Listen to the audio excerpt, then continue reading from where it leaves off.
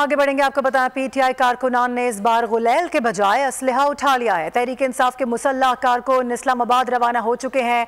असलहा बरदार कारकुनान की कुछ वीडियोस सामने आई हैं। गोली चलेगी तो हम भी गोली चलाएंगे। मुसल्लह कारकुनान की जानिब से ये वाज़े पैगाम भी दिया जा रहा है। बंद रास्ते खोलकर हर सूरत डी चौक पहुंचेंगे।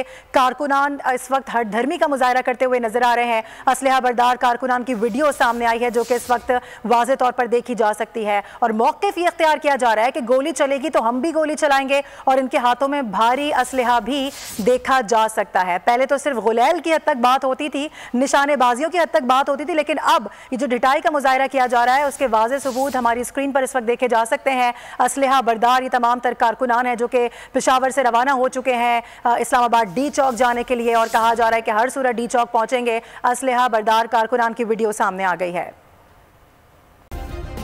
सब्सक्राइब करें और बेल दबाएं ताकि कोई खबर रह न जाए।